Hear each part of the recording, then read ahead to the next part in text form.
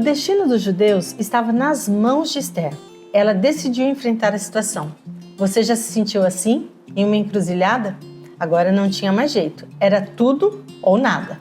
Confiar que Deus pode transformar as situações e resolver as questões difíceis é algo que apenas aqueles que desenvolveram a fé podem experimentar. Depois de jejuar e orar, agora a rainha Ester decidiu agir.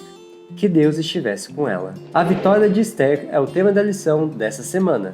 Eu sou o Matheus Diniz. E eu sou Neila Oliveira. E você está no canal LaMed, onde você estuda a Bíblia de um jeito diferenciado.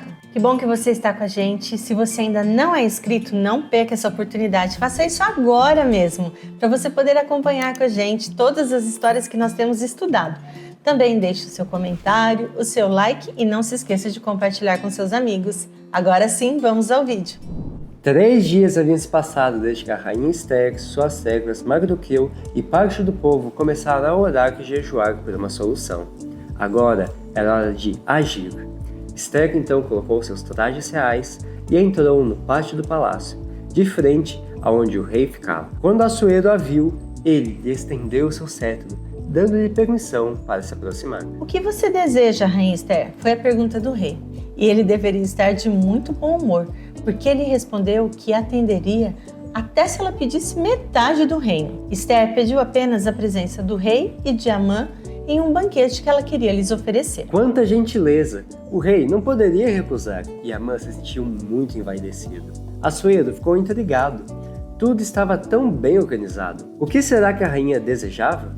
Ela apenas fez um pedido e convidou eles para mais um banquete que ela faria no dia seguinte. Então tá, as coisas pareciam estar indo realmente muito bem para Amã. E se ele pudesse contar também com a simpatia da rainha, logo ele poderia colocar em prática os planos que ele tinha para destruir Mardoqueu. Seguindo a sugestão de sua esposa e de seus amigos, ele mandou construir uma forca, pensando em matar Mardoqueu antes do segundo banquete. Uma noite se passou, e esse tempo foi o suficiente para Deus tomar essa situação em suas mãos e reposicionar todos os personagens dessa história. O dia de Amã parecia estar começando muito bem, mas quando ele chegou no pátio do palácio para falar com o rei, ele percebeu que Assuero estava com uma expressão de preocupação, meio agitado, e logo ele foi falando de sua inquietação. Assuero queria a opinião de Amã sobre o que deveria ser feito para um homem a qual o rei gostaria de honrar. Pela proximidade do rei nos últimos dias, Amã pensou: a quem o rei gostaria de honrar senão a mim? Por isso ele limpou a garganta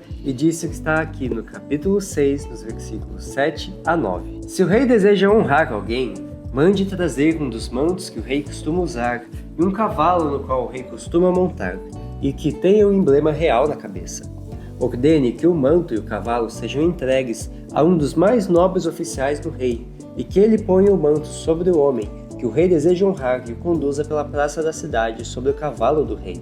Mande que o oficial proclame em alta voz: assim o rei faz a quem ele deseja honrar. O rei achou a ideia de Amã excelente. O que Amã não sabia é que durante a noite o rei havia perdido o sono e ele então pediu que lessem para ele os registros do livro da história do seu reinado. E o que ele descobriu?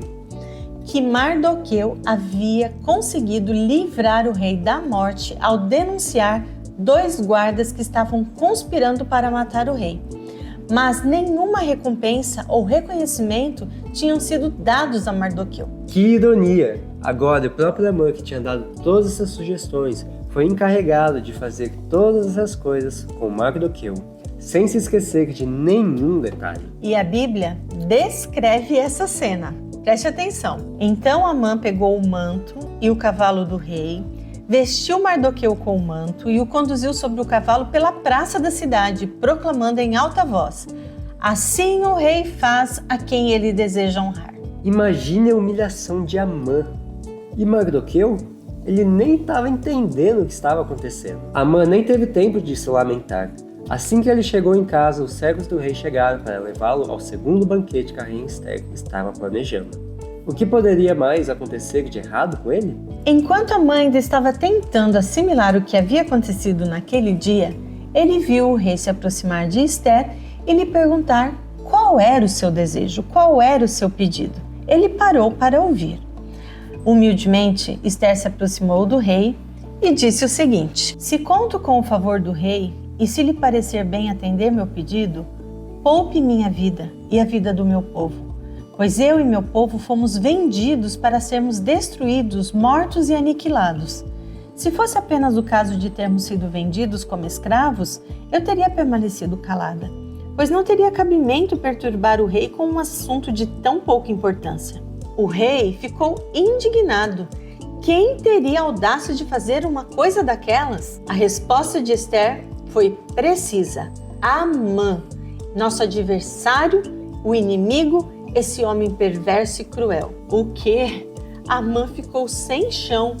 A rainha Esther era judia.